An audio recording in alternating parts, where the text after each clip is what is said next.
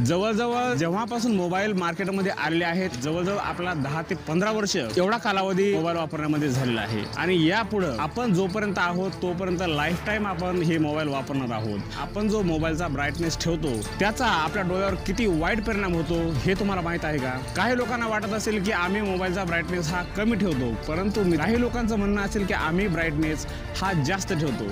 इजा होऊ शकतात, काही आजार पण होऊ शकतात। कोणकोणते आजार होऊ शकतात हे पण आपण पाहणार आहोत आणि हे आजार होऊ नये म्हणून काय केलं पाहिजे हे पण आपण बघणार आहोत। आणि हे डोळे आपल्या वृद्धापकाळापर्यंत टिकून राहणं हे फार आणि अत्यंत गरजेचं आहे। मित्रांनो, ज्यावेळेस आपण मोबाईल सुरू करतो त्यावेळेस मोबाईलमधून ब्लू तुम्हाला सांगतो ज्यावेळेस आपण मोबाईलचा ब्राईटनेस हा कमी करतो त्यावेळेस म्हणून आपल्याला अतिरिक्त ताण डोळ्यांना देऊन मोबाईलमध्ये बघावं लागतं। याच्यामुळे तुमचे डोळे खराब होऊ शकतात हे या ठिकाणी मला तुम्हाला सांगायचं आहे। याच्यामुळे सुद्धा आपले डोळे खराब होऊ शकतात, ती क्षमता ही कमी होऊ शकते, तुम्हाला चष्मा लागू शकतो आणि ड्राय आय हे जे मी तुम्हाला सांगितले याच्यापासून त्याच्यानंतर अनेक आजार निर्माण होऊ शकतात। परंतु मोबाईलमध्ये कृत्रिमरित्या ब्राईटनेस तयार केलेला असतो, हा आपल्या शरीरासाठी आपल्या डोळ्यासाठी अजिबात चांगला नाही। हॅलो मित्रांनो, स्वागत आहे तुमचं परत एकदा एका नवीन व्हिडिओमध्ये। मित्रांनो, आजचा व्हिडिओ आहे आपल्या डोळ्याच्या आरोग्याच्या संदर्भामध्ये। मोबाईल आपण सर्वजण वापरतो, जेव्हापासून मोबाईल मार्केटमध्ये आलेले आहेत, अँड्रॉइड फोन मार्केटमध्ये आलेले आहेत जवळजवळ आपला 10 ते 15 वर्ष एवढा कालावधी मोबाईल वापरण्यामध्ये झालेला आहे आणि यापुढे आपण जोपर्यंत आहोत तोपर्यंत लाईफ टाइम आपण हे मोबाईल वापरणार आहोत। पण मित्रांनो, हे मोबाईल वापरत असताना आपण जो मोबाईलचा ब्राईटनेस ठेवतो त्याचा आपल्या डोळ्यावर किती वाईट परिणाम होतो हे तुम्हाला माहित आहे का? जर माहित नसेल तर या व्हिडिओच्या माध्यमातून आपण ते जाणून घेणार आहोत। काही लोकांना वाटत असेल की आम्ही मोबाईलचा ब्राईटनेस हा कमी ठेवतो, परंतु मित्रांनो, मोबाईलचा ब्राईटनेस कमी जरी ठेवला तरीही डोळ्यांना त्रास होतो। तुम्ही म्हणसाल आता हे काय नवीनच, कमी ब्राईटनेसने कसं काय त्रास होतो? हेच आपण या व्हिडिओच्या माध्यमातून माहिती करून घेणार आहोत। काही लोकांचं म्हणणं असेल की आम्ही ब्राईटनेस हा जास्त ठेवतो। मित्रांनो, जास्त ब्राईटनेस ठेवल्याच्या नंतर सुद्धा तुमच्या डोळ्यांना इजा होऊ शकतात, काही आजार पण होऊ शकतात। कोणकोणते आजार होऊ शकतात हे पण आपण पाहणार आहोत आणि हे आजार होऊ नये म्हणून काय केलं पाहिजे हे पण आपण बघणार आहोत।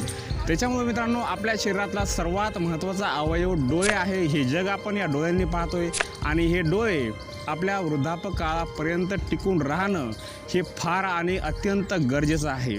त्याच्यामुळे व्हिडिओ शेवटपर्यंत पहा, खूप महत्त्वाची आणि इन्फॉर्मेटिव्ह माहिती तुम्हाला या व्हिडिओच्या माध्यमातून मिळणार आहे। मित्रांनो, ज्यावेळेस आपण मोबाईल सुरू करतो त्यावेळेस मोबाईलमधून ब्लू लाईट रेज हे एक किरण बाहेर पडत असतात आणि हे किरण आपल्या सरळ डोळ्यामध्ये जात असतात। तुम्हाला सांगतो, ज्यावेळेस आपण मोबाईलचा ब्राईटनेस हा कमी करतो त्यावेळेस आपल्याला मोबाईलमधलं धुसर दिसायला लागतं, स्पष्ट दिसत नाही। जर आपण काही PDF एखादी वाचत असू तर त्याच्यातले अक्षर आपल्याला स्पष्ट दिसत नाहीत, म्हणून आपल्याला अतिरिक्त ताण डोळ्यांना देऊन मोबाईलमध्ये बघावं लागतं, हे सुद्धा त्रासदायक आहे। त्याच्यामुळे त्याचा पर्याय आपण काय करतो, ब्राईटनेस वाढवण्यापेक्षा मोबाईल डोळ्याजवळ घेतो आणि नंतर ते पाहण्याचा प्रयत्न करतो आणि बराच मग 5-10 मिनटं आपण त्याच पोझिशनमध्ये मोबाईल पाहतो। इतक्या जवळ मोबाईल घेऊन आपण बघत असल्यामुळं डोळ्यावर अतिरिक्त ताण पडतो, डोळ्यावरचा स्ट्रेस वाढतो, ह्याच्यामुळं तुमचे डोळे खराब होऊ शकतात हे या ठिकाणी मला तुम्हाला सांगायचं आहे। आता तुम्हाला दुसरा मुद्दा सांगतो, ज्यावेळेस आपण मोबाईलचा ब्राईटनेस वाढवतो आणि मोबाईल दूर धरतो त्याच्यानंतर जेवढा प्रकाश आपल्या डोळ्यांना पाहिजे असतो त्याच्याऐवजी अतिरिक्त प्रकाश हा मोबाईलमधून येत असतो। ब्ल्यू लाईट रेज हे ते किरण असतात आणि ते सरळ आपल्या डोळ्यावरती इफेक्ट करतात, ह्याच्यामुळे सुद्धा आपले डोळे खराब होऊ शकतात। तुम्ही म्हणत असाल मग आता ब्राईटनेस ठेवायचा किती? ब्राईटनेस ठेवण्याची एक सरळ साधी सोपी पद्धत आहे। मित्रांनो, ज्यावेळेस आपण ब्राईटनेस वाढवतो, मोबाईलचा ब्राईटनेस 1 पासून ते 100% मोबाईलचा ब्राईटनेस वाढत असतो, पण मित्रांनो, जेवढा तुमच्या डोळ्यांना गरजेचं आहे, जेवढा आवश्यक आहे, जर तुमचे डोळे जर 10% ब्राईटनेसवर सुद्धा जर सर्व बघू शकत असतील तर तो ब्राईटनेस तुमच्यासाठी चांगला आहे।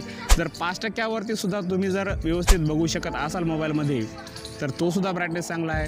थोडासा जास्त गरजेचा असला 20% 25% तेवढा ठेवू शकता, 50%च्या वर ब्राईटनेस ठेवू नका, हे मला तुम्हाला या ठिकाणी सांगायचं आहे। मित्रांनो, ह्या ब्राईटनेसचे आता डोळ्यावर काय परिणाम होतात ते बघूया। आय स्ट्रेन, डोळ्यांवरती अतिरिक्त ताण पडून आय स्ट्रेनचा त्रास तुम्हाला होऊ शकतो। त्याच्यानंतर ड्राय आईज, तुमचे डोळे कोरडे पडू शकतात। तुमचा एखादा मित्र किंवा कोणी तुमच्या नातेवाईक जर डोळ्यांच्या डॉक्टरांकडे गेले असतील तर डॉक्टरांनी त्यांना ड्राय आईजचा प्रॉब्लेम दिला असतो। ड्राय आईज म्हणजे काय तर डोळे कोरडे पडणे। त्याच्यानंतर फोकसिंग, फोकसिंगचा प्रॉब्लेम सुद्धा तुम्हाला येऊ शकतो. ब्लर दिसणे, दूरचं दिसणे ना, म्हणजे बहिर्वक्र अंतर्वक्र जे आपण म्हणतो चष्मे वापरतो तो सुद्धा प्रॉब्लेम तुम्हाला होऊ शकतो. त्याच्यानंतर तुमची पाहण्याची क्षमता ही कमी होऊ शकते, तुम्हाला चष्मा लागू शकतो. आणि ड्राय आय हे जे मी तुम्हाला सांगितलेले याच्यापासून त्याच्यानंतर अनेक आजार निर्माण होऊ शकतात. मित्रांनो, ही एक सवय तुम्ही या ठिकाणी मोडली पाहिजे. ब्ल्यू लाईट रेज हे किरण मोबाईलमधले हे काही शरीरासाठी चांगले नसतात. सूर्याचा जो प्रकाश असतो, जो ब्राईटनेस असतो सूर्याचा, तो आपल्या डोळ्यांसाठी चांगला असतो, तो नॅचरल असतो आणि नैसर्गिक असतो. परंतु मोबाईलमध्ये कृत्रिमरित्या ब्राईटनेस तयार केलेला असतो, हा आपल्या शरीरासाठी आपल्या डोळ्यासाठी अजिबात चांगला नाही.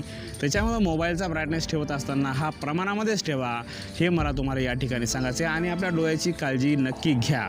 मित्रांनो, मोबाईलचा ब्राईटनेस किती असावा हे आपण पाहिलं. मीडियम असावा, प्रमाणात असावा, जेवढा आपल्याला दिसण्यासाठी आवश्यक आहे तेवढा असावा, त्याच्यापेक्षा कमी नसू नये, त्याच्यापेक्षा जास्त नसू नये, हे मला तुम्हाला या ठिकाणी सांगायचं आहे. ही माहिती तुम्हाला कशी वाटली कमेंटमध्ये सांगा. व्हिडिओ आवडला असेल तर व्हिडिओला लाईक करा आणि चॅनलवर जर नवीन असाल तर चॅनलला सबस्क्राईब करायला विसरू नका. सदरील व्हिडिओ दिलेली माहिती खूप महत्त्वाची आहे, त्याच्यामुळे सर्व मित्रांसोबत शेअर करा. चॅनलवर जर नवीन असाल तर चॅनलला सबस्क्राईब करायला विसरू नका, कारण अशाच महत्त्वपूर्ण व्हिडिओ आपण आपल्या चॅनलवरती घेत असतो. स्वतःच्या डोळ्याची काळजी घ्या, मित्रांच्या डोळ्याची काळजी घ्या आणि सर्वांना सांगा डोळ्याची काळजी घेण्यासाठी. परत भेटू. जय हिंद, जय महाराष्ट्र.